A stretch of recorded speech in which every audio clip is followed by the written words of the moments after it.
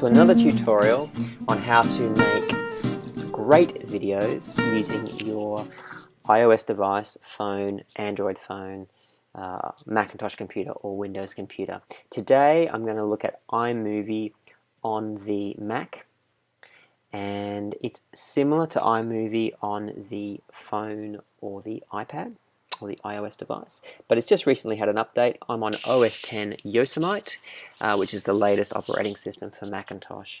So if you're on a slightly older Mac or running an older software version, don't panic. It may look a little bit different, but most of the commands are very similar. So give it a go, and you may find that you know more than you think. And if you get stuck, then you might want to go to YouTube and just Google your particular version of iMovie and see if there are some tutorials on it. There's so much information available on the web today. Don't be afraid to go to Google or YouTube and type in any question you like, and there'll be usually hundreds of possibilities. So we have recorded the videos on our phone, and the question is, how do we get it off? If you plug your phone into your computer, the iPhone, iPad or iPod, it will automatically bring up, generally, unless you've changed the settings, the Photos application, and it will ask you if you would like to import your photos. I've already imported all the photos. If I hadn't, over here it says import all, or you can select which videos or photos you'd like to import. So it's very easy to get your videos off of the iPod onto the computer. I'm going to close the Photos app because they are already in there, and I'm now going to open iMovie. You could search for iMovie by going into your applications and having a look. However, there is a shortcut on the Mac, and if you don't know the shortcuts, I strongly advise that you start to learn them, because it will make your time on the computer much more efficient and much more enjoyable. By pressing the Command and the space bar, it will bring up this Spotlight search box. And you can type in anything that you would like to find on your computer, whether it's a document, an email, an application, or a picture, or a video, or more. So I'm going to start to type in iMovie, and you can see it narrows down the search the more letters I type. And after 2 letters, it's got iMovie as the top hit, which is fantastic. And I'm going to press the Enter button, since it's the top hit and it's selected, and it will open it for me. It's much quicker than going and trying to find the application. As you can see, the photos library is selected, so this is where all your photos and videos will be if you have imported them recently. And all you need to do is find the video that you shot. So I'm going to take this one. If I just scrub my cursor across the video icon here, it will actually allow me to preview it quickly so that I can check it's the right video. You can also click once on it and come over here and press the play button, and it will play.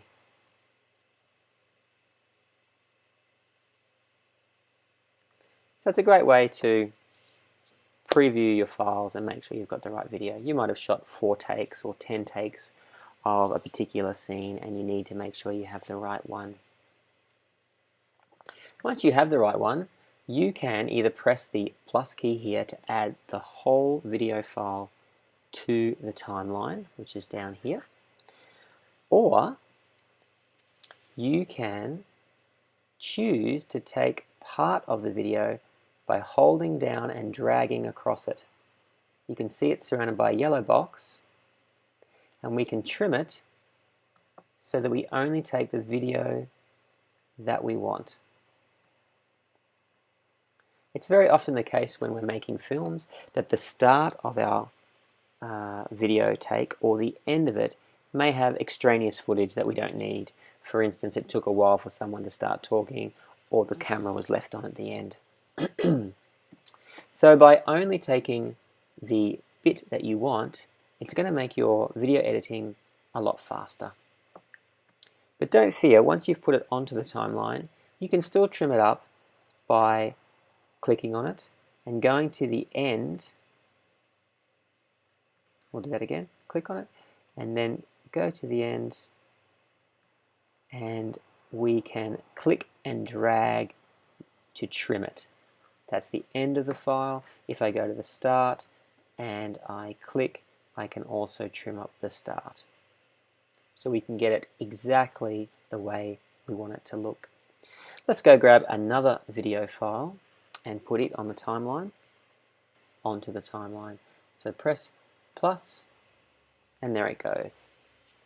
Automatically, it's popped it onto the timeline for us. If I play between the two clips, and I'm going to use my shortcut, which is the space bar. It's a very common shortcut for play or pause. If you don't feel comfortable doing that, you could press this button here. This is the play pause button. But I'm going to use my shortcut, and we can see that the cut between the two movie clips is quite a jump. There's no smoothing or transition there. It's just jumping from one file to the next. This is a very common type of cut, but you may not want it to be so abrupt. Let's come down over here to the content library and to the transitions. And this is where all the goodies are over here that you will want to use to make your video look professional or to get exactly the right artistic look to it. We've got titles, maps and backgrounds. We can import music through iTunes, put sound effects in, or use GarageBand to create some musical melodies and loops. We're going to use the transitions tab.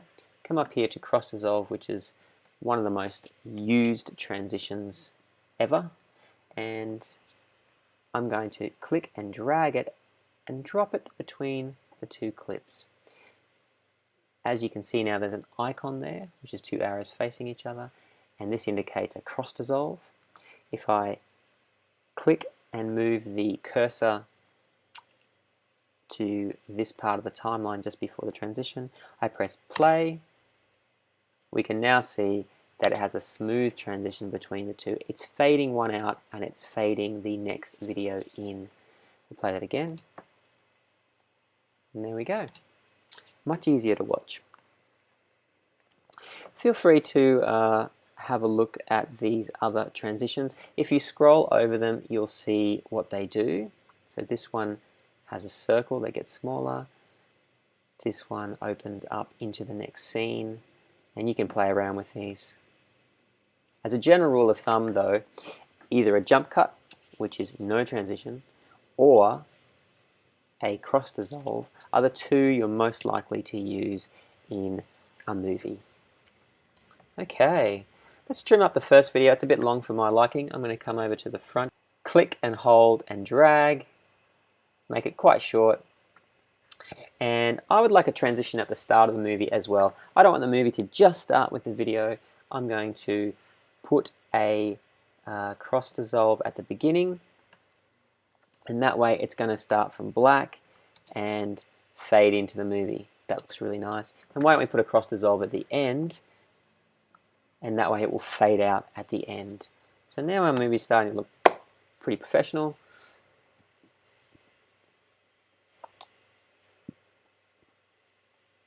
And there we go. Keep adding clips, keep trimming them up. If you want to change the order of a clip, you can grab the clip and just drag it over, and it will simply swap it. So you can move the clips any way you like, change their order. I can see that a cross dissolve has been lost in the change. We're now back to a jump cut in the middle. So let's replace it by dragging down a cross dissolve. There we go. So now our movie is essentially being reversed. We've put the one at the end to the front and the one at the front to the end. So that looks good. And let's now get it out of here. Let's export it. I explained in a previous video that we generally don't email people videos. Most email accounts will have between 10 and 100 megabytes limit, and it's hard to know what the limit is on anyone's account. So it's a good rule of thumb to simply not email videos to people unless they specifically ask for it. Usually we would use a third party app or service like Dropbox or WeTransfer, Hightail, which used to be known as YouSendIt, and there's a few other ones that allow you to upload the video to their site and send someone a link to download. This is a much more acceptable way of doing it. So to get our movie out of here, I'm going to go to the share button, and I'm not going to email as I explained. I'm going to save it as a file. From here we could also share it to Facebook or Vimeo or YouTube, and you'll need your account details to log into those and upload it, and we'll cover that in another tutorial. But today I'm going to save it as a file. So click on the file button, and over here we can see that this file, which is a very small movie, is already 20 megabytes. So if somebody had a 10 megabyte limit on their email, they wouldn't get your video, it would bounce back to you. We can also see it's 7 seconds in duration, and we can see the resolution here is what we call HD video. The quality is high. So let's press next to export it. I'm going to save it to my desktop, and I'm not going to change the name, but you could. You could also, for instance, in this case, save it as V1 or version 1, and you could keep saving the video so that you have different versions of it if you were wanting to make changes. But I'm just going to save it as test video because I'm happy with it. I'm going to go save, and now as we can see I've already made a video called test video. I'm going to replace it, and we will let iMovie do its magic. Up the top on the right is an activity monitor. It's telling us how much time is left to finish exporting it. If I click on it, I'll get a bit more information. Exporting test video. There it is. 1 minute left approximately. So we will wait. Hopefully by now you're a little bit excited to see the final video. Here it is. It was successful. If we didn't know where we had saved the file to, or we had forgotten, we could press the show button and it will bring up a dialog box and show us where it is on the computer. But I know it's on the desktop, so I'll just go close, and there it is there. I will preview it, and you could just double click on it and it would open up in QuickTime. Usually that's the default on a Macintosh. However, because I'm using QuickTime to record my screen, I'm going to right click and I'm going to open it with VLC, which is a different program, but it's going to do the same thing. Just remember, normally you would just double click it, and here it is. And there's our transition, and it faded out at the end. It was very quick, but it faded out.